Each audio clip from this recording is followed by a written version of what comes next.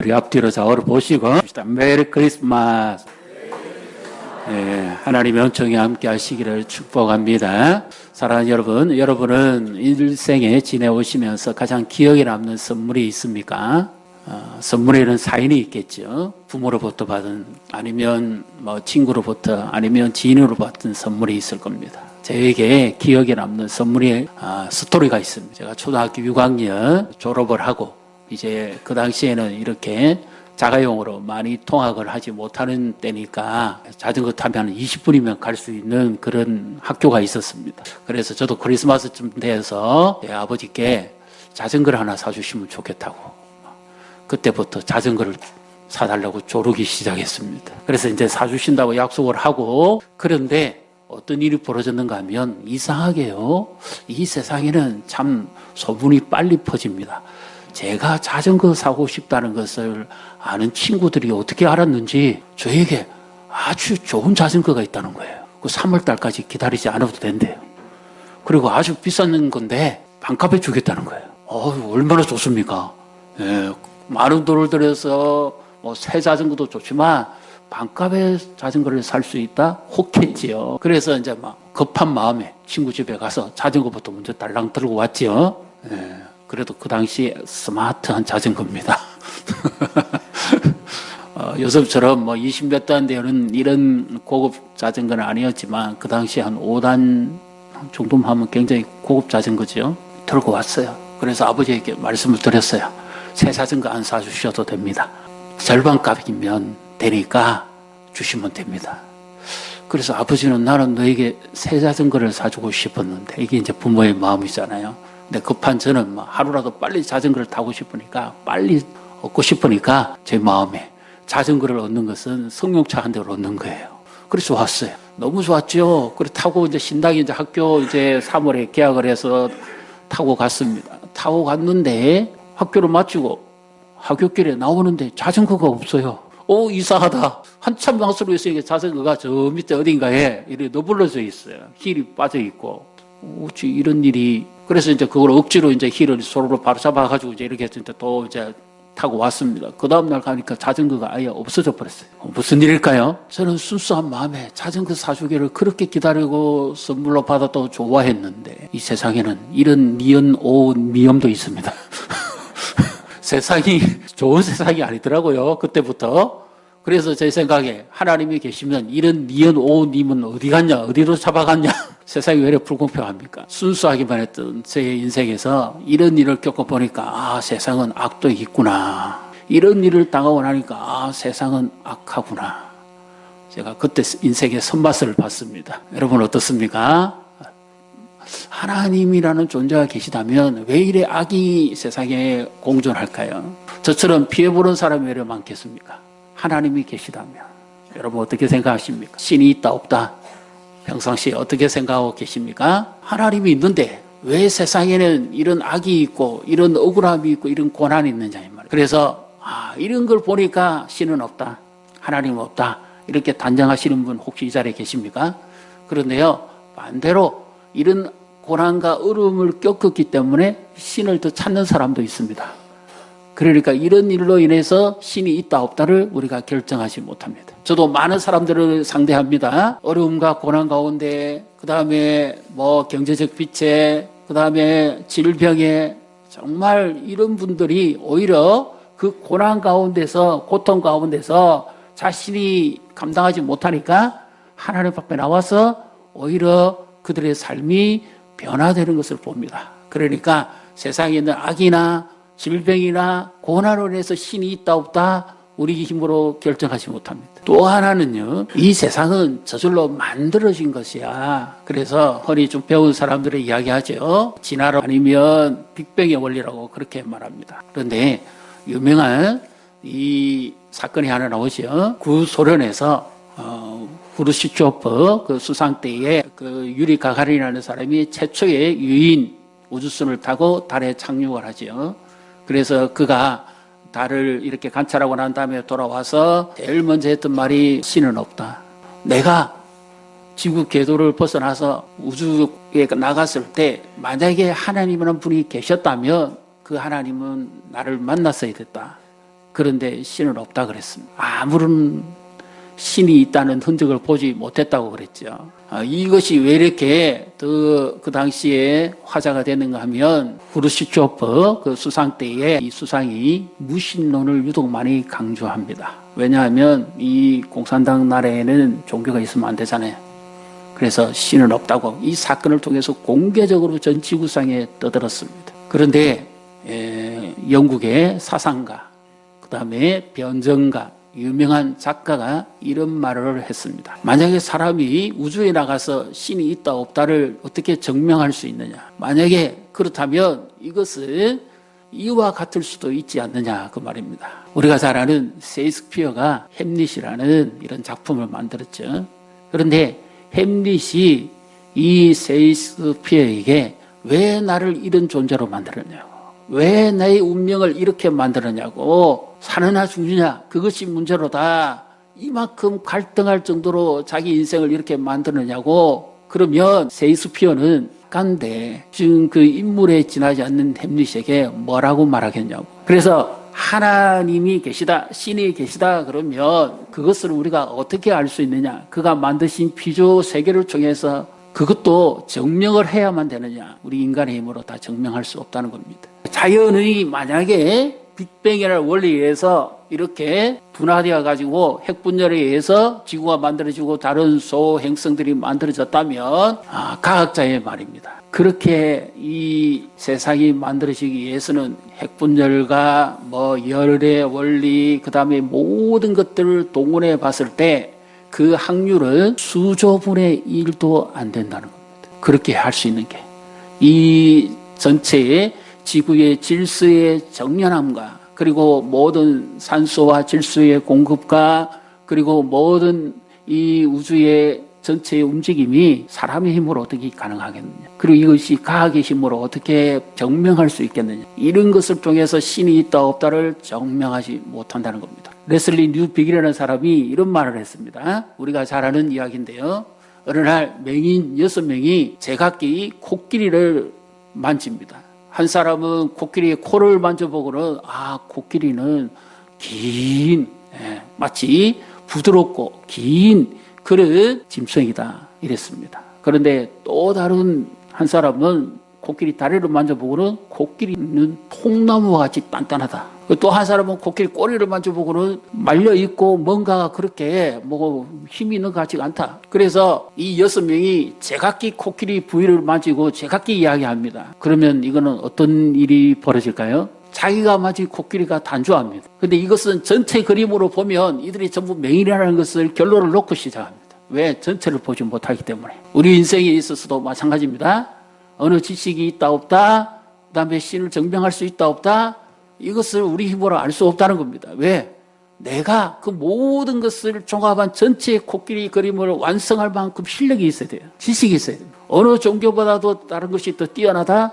말할 수 없습니다. 그렇다고 해서 신을 증명할 수 있느냐? 증명할 수 없습니다. 그렇다고 해서 신이 없느냐? 그거는 아니죠. 이 세상이 저절로 만들어질 수는 없습니다. 우리가 잘 아는 유명한 분이요, 어느 날 친구에게 이렇게 말합니다. 그도 물리학자고 과학자인데 친구에게 하는 말이, 친구야, 이런 일이 있을 수 있는가? 아니, 무슨 일인데? 만약에 자네가 차고 있는 이 손목시계에, 이 손목시계입니다. 디지털 시계가 아니고, 이들이 어느 날 갑자기 서로 힘을 합해가지고 단합하면서 이런 말을 합니다. 나는 시침을 할 테니까 너는 분침을 해라. 나는 초침을 하겠다. 그리고 나는 뚜껑을 하겠다. 나는 시계줄을 하겠다. 이게 가능합니까? 갑자기 아무것도 없는 데서 만들어지면서 이것이 뻥 터져 나와가지고 나는 이렇게 하겠다고 해서 하나의 합체가 이루어져서 시계가 됐다. 이론이 성립합니까? 그러니까 이 과학자 친구가 하는 말이, 그것은 도무지 불가능한 일이지. 물리학이 어떤 법칙을 적용해도 그건 있을 수가 없어. 만들지 않는데 어떻게 그게 생길 수가 있느냐. 그 말을 하자마자 뉴턴이 이런 말을 했습니다. 맞아, 자네 말 잘했어. 만들지 않는데 어떻게 이 시계가 만들어질 수 있어. 그렇다면 이 세상도 마찬가지 아니겠나. 만들지 않는데 어떻게 만들어지겠어. 어느 날 핵분열이 일어나서 우리끼리 서로 너는 지구해라, 나는 저 달하고 나는 해할게, 이렇게 할 수 있느냐. 이건 도무지 불가능한 일이다. 그래서 우리의 짧은 지식으로서 신을 다 증명할 수가 없다는 겁니다. 이 세상에는 여전히 악이 존재합니다. 그리고 우리의 지식은 한계가 있습니다. 내가 아는 것만 나는 알 뿐입니다. 지금까지 내가 모르고 있는 세상도 얼마든지 많습니다. 우리는 연약한 사람들입니다. 그리고 결론은 우리는 이 땅에 한번 살다가 언젠가 누군가는 다 이 세상을 떠난다는 겁니다. 어디서부터 와서 어디로 가며 마침내 나는 어떻게 될 것인가. 이것이 과학이 증명하지를 못하고 지식이 증명하지를 못합니다. 우리가 잘 아는 그 하수생이라는 노래를 불렀던 인생은 나그네 길, 어디서 와서 어디로 흘러가는지 정처 없이 간다 그러죠. 인생은 벌써 우리도 어렸을 때부터 자라시면서 초중고 지나오셨고 청년 지나오셨고 장년 지나오셨고 노년에 계시고 지금 70, 80, 90 이렇게 흘러오시면서 살아오시면서 느끼는 인생의 한계가 뭡니까? 갈수록 약해진다는 겁니다. 갈수록 힘이 없어요. 그리고 마지막에 우리에게 앞에 두고 있는 것은 인생이 풀지 못할 수수께끼와 딜레마입니다. 더군다나 이 세상은 요즘 억울한 일 겪고 있는 사람들이 너무 많습니다. 여러분의 삶은 어떻습니까? 상처와 찢김, 분노와 좌절, 상대적인 고통과 어려움에 겪고 있는 사람들이 너무 많습니다. 이 문제를 누가 고칠 수 있을까요? 영국의 유명한 여류학자입니다. 도로시 세이라는 사람이요. 우리가 잘 아는 명탐정 소설을 집필을 했습니다. 그런데 이 명탐정이 주인공이 열심히 활동을 하다가 난데없는 위기에 봉착하고 말았어요. 문제를 풀어야 되는데. 근데 이가 지금 죽게 생겼습니다. 아무도 도울 자가 없어요. 그래서 이 도로시 세이가 자기가 그 극중에 들어가서 또 다른 인물이 되어가지고 그 죽음의 위기에 있는 주인공을 건져냅니다. 이 세상 병들고 상하고 찢기고 고통당한 이 세상을 누가 고칠 수 있을까요? 누가 우리를 새롭게 할 수 있을까요? 만약에 이 세상을 만드신 이가 계시다면 그는 고칠 수 있지 않을까요? 미국에서 일어난 사건입니다. 인류 정비사가 멋진 차를 타고 가다가 그만 차가 시동이 꺼지고 말았습니다. 길거리에 세워놓고 차를 정비한다고 열심히 자기의 전문 지식을 동원해가지고 기름을 묻혀가면서 땀을 흘려가면서 이 잘못된 부분을 찾아내려고 무진장 고생하고 있습니다. 그런데 그 옆을 지나간 아주 멋진 차가 한 대 탁 씁니다.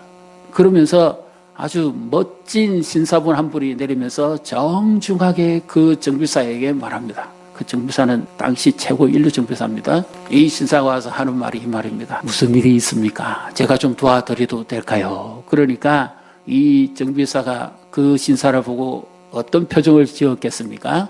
자신이 인류 정비사예요. 최고입니다. 그 분야에. 그런데 이 신사가 와서 그런 말을 할 때 알이 꼽다는 듯이 쳐다보지 않았을까요? 근데 자기가 아무리 해봐도 안 되니까 신사가 옆에 보고 있다가 제가 한번 봐드리죠. 신사가 딱 보더만 뭘 하나를 탁 건드렸습니다. 그리고는 하는 말이 이 정비사에게 시동 한번 걸어보시죠. 그랬어요. 시동을 거니까 시동이 바로 걸립니다. 그래서 이 인류 정비사가 놀란 듯이 경이로운 마음으로 그를 쳐다봅니다. 선생님 누구십니까? 저는 제가 이 차의 인류 정비사입니다. 저도 못 고쳤는데 선생님은 누구십니까? 그렇게 묻습니다. 그때 이 신사가 패스포트에서 명함 한 장만 주고 유유히 사라져버립니다. 그 명함을 쳐다보고는 이 정비사가 기겁을 해버립니다. 그 명함은 바로 이 자동차를 만든 사람이에요. 이 세상 찢기고 상하고 억울한 마음을 누가 고칠 수 있을까요? 지식으로 됩니까? 우리의 경험으로 됩니까? 이 불합리한 세상을 누가 고칠 수 있겠습니까?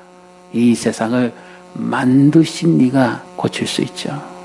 고장난 자동차처럼 정비사도 못 고치지만 만든 이는 고칠 수 있습니다. 그래서 성경은 오늘 우리에게 이렇게 말씀합니다. 마태복음 1장 21절을 우리 같이 읽습니다. 아들의 날이니 이름을 예수라 하라. 이는 그가 자기 백성을 그들의 죄에서 구원할 자이심이라 하니라. 아멘.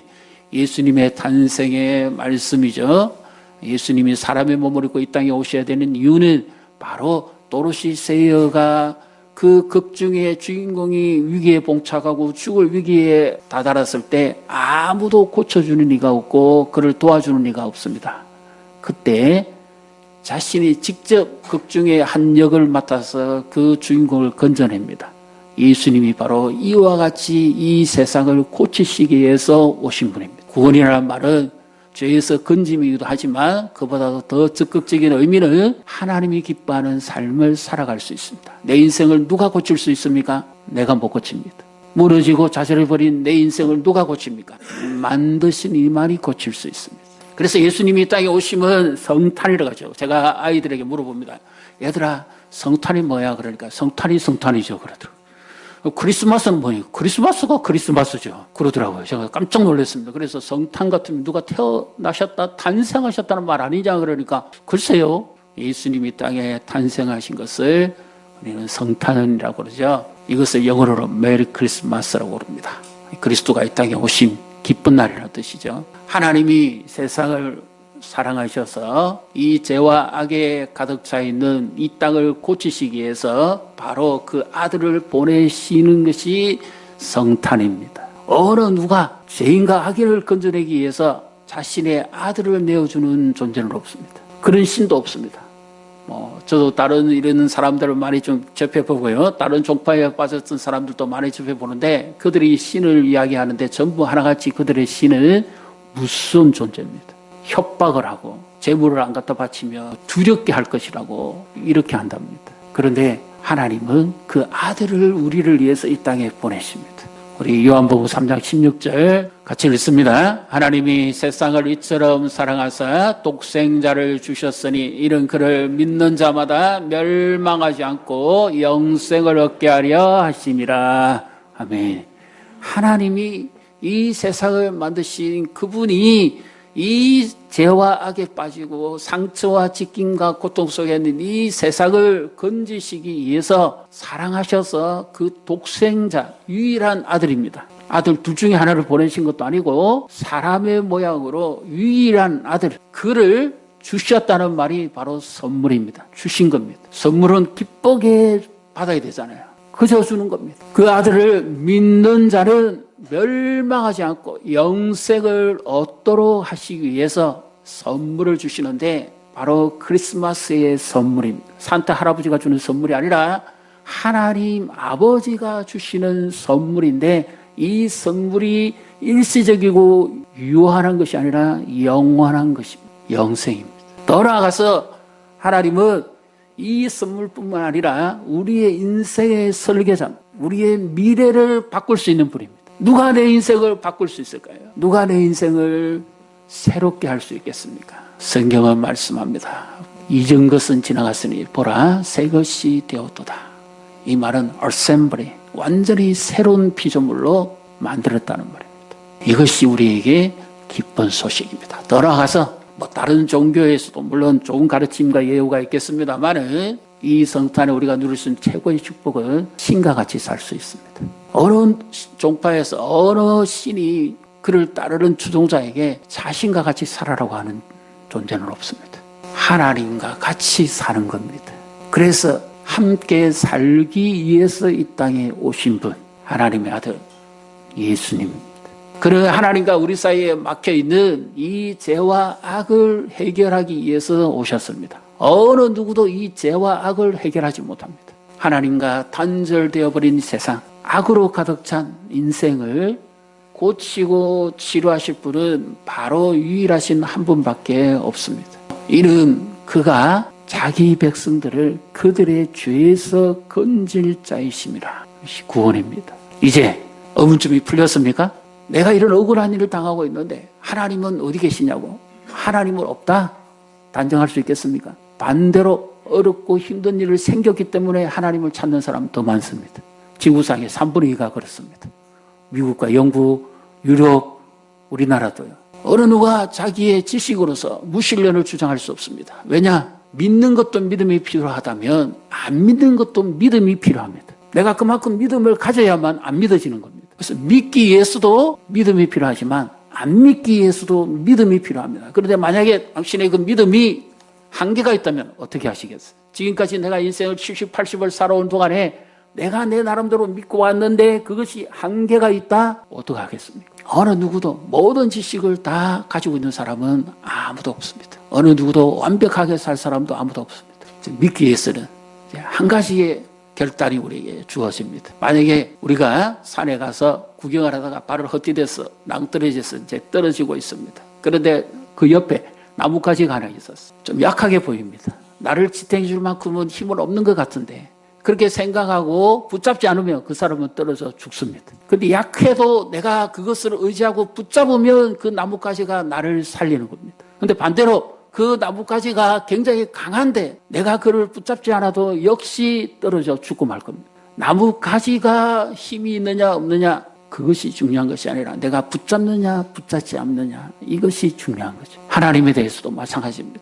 내가 그분을 붙잡고 사느냐 그렇지 않느냐 그 대상이 중요하죠. 이제 결단입니다. 하나님께서 우리를 이렇게 사랑하시고 자신의 아들을 주심으로써 우리를 죄와 죽음과 형벌에서 건져내시기를 원하고 망가진 인생을 고치시기를 원하는데요.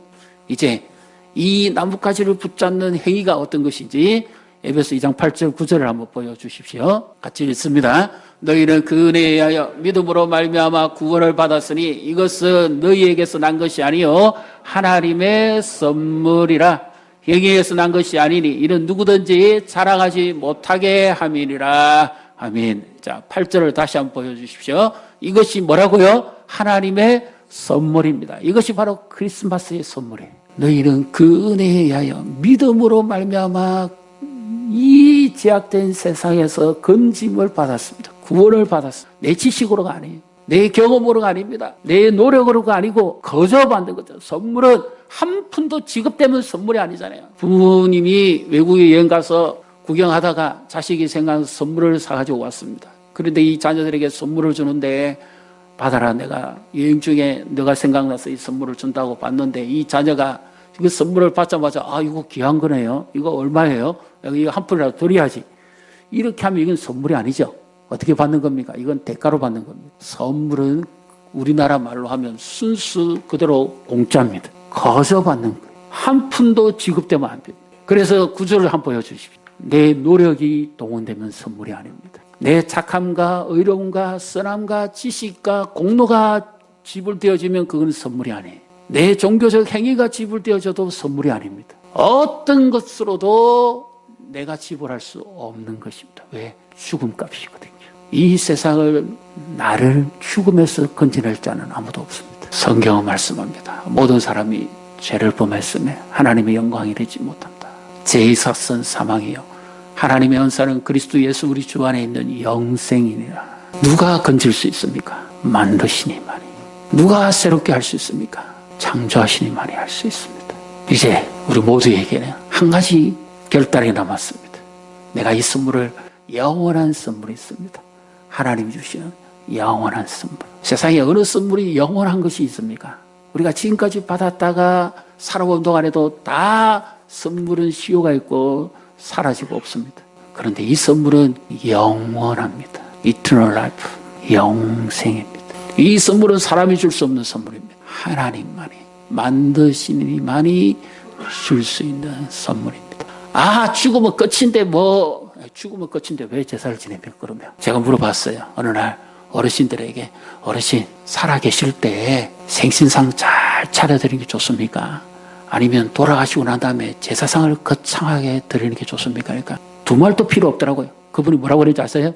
내 죽고 난 다음에 무슨 소용이냐고. 그분이 정답이에요. 내가 살아있을 때 잘하는 게 좋지 죽고 난 다음에 내가 그걸 먹냐? 아무 소용없다. 죽음이 심판이 있습니다. 하나님이 이 세상을 사랑하시고 그 아들을 보내시면 세상을 심판하시기 위함이 아니라 구원하시기 위함이라고 성경은 말씀합니다. 그래서 우리에게는 믿음이 이제 필요합니다. 내 마음을 여시면 되는 거죠. 믿음이란 바로 이와 같은 것입니다. 예수님을 내 마음에 모시면 되는 것. 성경은 이렇게 말합니다. 영접하는 자, 곧 그 이름을 믿는 자들에게는 하나님의 자녀가 되는 권세 또는 특권을 주셨다고 말씀합니다. 하나님은 우리를 살리시기 위해서 그 아들을 보내신 그분이 우리를 똑같은 아들 삼으시기 위해서 우리에게 이 선물을 주십니다. 영접하는 자, 마음에 모시는 자. 그래서 예수님이 이 시간 그 성탄의 주인 오신 예수님이 나와 똑같은 고통과 아픔과 눈물과 고난과 어려움과 굶주림과 배고픔을 겪으신 그 예수님이 죄는 없으시면서 완전한 인간으로 사시고 우리에게 더 나은 삶으로 초청합니다. 볼지어다 내가 문 밖에 서서 두드리노니 이 문은 우리의 마음문입니다. 누구든지 내 음성을 듣고 문을 열면 내가 그에게로 들어가 그는 나로 더불어 먹고 나는 그로 더불어 먹으리라. 먹고 사는 것 영생을 말하는 거죠. 이제 오늘 이 시간에 우리 함께 모시고 오신 분, 오늘 처음 오신 분 한번 일어나 주시겠습니까? 이 자리는 지금 오신 분들을 위한 자리입니다. 나도 기다렸지만 하나님도 기다렸습니다. 70년, 80년, 60년을 기다리십니다. 내가 살아온 인생이 다가 아니더라고. 나의 한계가 있어. 괜찮습니다. 우리는 여전히 부족합니다. 그래서 복음은 내가 이렇게 부족하고 연약함에도 하나님이 나를 사랑하신다는 것. 이것이 기쁜 소식이죠. 자, 우리 한번 이제 자리에서 다 일어나 주시면 감사하겠습니다. 한번 일어나 주십시오. 예전에 교회에 나오셨다가 안 나오신 분도 계시고 또 다시 나오신 분도 계시고 코로나 전에는 뵀는데 코로나 이후 못 뵌 분도 계시고 또 오늘 이 자리에 이렇게 함께 하신 분도 계시고 너무 감사한 일입니다. 이 시간에는 중요합니다. 이 시간에는 저한테 하는 것이 아닙니다. 만약에 지금까지 내가 살아왔던 세상에 이 수수께끼가 불합리한 것이 내가 하는 것이 있다가 아니구나. 내가 살아왔던 지식도 완전한 것이 아니고 내가 가지고 있었던 그 믿음도 무신이 완전한 것이 아니었다는 겁니다. 내 경험도 완전하지 않습니다. 어느 누구도 죄를 가진 상태에서는 영원히 살 자가 없습니다. 우리는 상대적으로 조금 더 착하게 살고 그렇게 못 살았냐 차이일 뿐입니다. 하나님 아버지 감사합니다. 저를 믿고 살아온 죄인입니다. 오늘 하나님의 말씀 앞에서 내 자신의 한계와 부족함을 고백합니다.